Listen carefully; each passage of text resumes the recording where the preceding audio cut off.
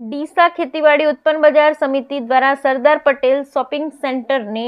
નવીનીકરણ કામગીરી હાથ ધરાઈ। ડીસા વિજય પટેલ શાક માર્કેટની સામે આવેલ સરદાર પટેલ શોપિંગ સેન્ટરનું બાંધકામની સમયમર્યાદા પૂર્ણ થતાં ડીસા નગરપાલિકાની સૂચના અંતર્ગત ડીસા ખેતીવાડી ઉત્પન્ન બજાર સમિતિ દ્વારા શોપિંગ સેન્ટરનું નવીનીકરણ કામગીરી હાથ ધરવામાં આવી। ડીસા ખેતીવાડી ઉત્પન્ન બજાર સમિતિ દ્વારા અંદાજે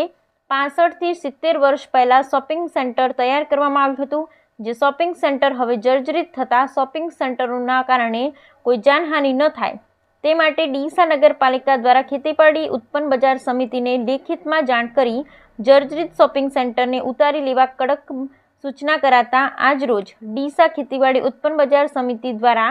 સરદાર શોપિંગ સેન્ટરનું નવીનીકરણ કામગીરી હાથ ધરવામાં આવી હતી, જેમાં અત્યારે શોપિંગ સેન્ટરના ઉપરના માળે અનેક ભોયરામાં રિનોવેશન કામગીરી હાથ ધરવામાં આવી છે। ત્યારે ખેતીવાડી ઉત્પન્ન બજાર સમિતિના સેક્રેટરી દ્વારા શોપિંગ સેન્ટરમાં ધંધો રોજગાર કરતા વેપારીઓને વિનંતી કરવામાં આવી હતી કે શોપિંગ સેન્ટર જર્જરિત થઈ ગયેલ હોય શોપિંગ સેન્ટરની નવીનીકરણ કામગીરી હાથ ધરવામાં આવી છે,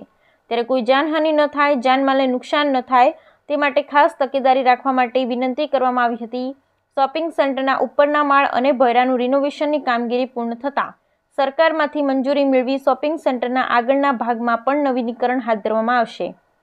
ત્યારે 75 વર્ષ જૂના જર્જરિત શોપિંગ સેન્ટરને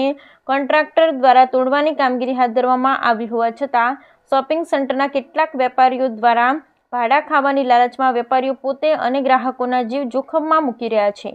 શોપિંગ સેન્ટર તોડવાની કામગીરી દરમિયાન કોઈ મોટી દુર્ઘટના સર્જાય તો જવાબદાર કોણ રહેશે, જેને લઈને પણ સવાલો ઊભા થઈ રહ્યા છે। જ્યારે સરદાર પટેલ શોપિંગ સેન્ટરના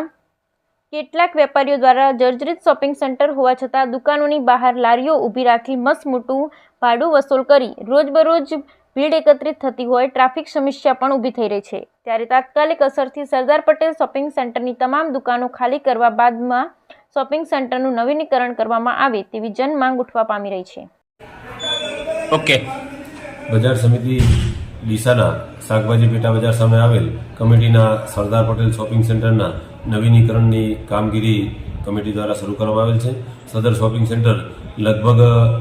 65 થી 70 વર્ષ અગાઉ બનેલું હતું અને જે હાલ બાંધકામ આયુષ્યનું પૂર્ણ થતાં ડીસા નગરપાલિકા દ્વારા અત્રેની કચેરીએ તેને દૂર કરવા માટે ભયગ્રસ્ત રીતે જે બાંધકામ છે અને દૂર કરવા માટેની અત્રે સૂચના આપતા એ જે અનુસંધાને હાલના તબક્કે બજાર સમિતિ હસ્તકના જે પ્રથમ માળ છે અને ભોયરો છે એ ભાગને દૂર કરવા માટેની કામગીરી બજાર સમિતિ દ્વારા હાથ ધરવામાં આવેલ છે। પ્રથમ માળે જે દુકાનદારો આવેલ છે તે તમામને તકેદારીને રાખવા માટે અત્રેથી લેખિત સૂચના આપવામાં આવેલ છે અને તબક્કાવાર પ્રથમ માળનું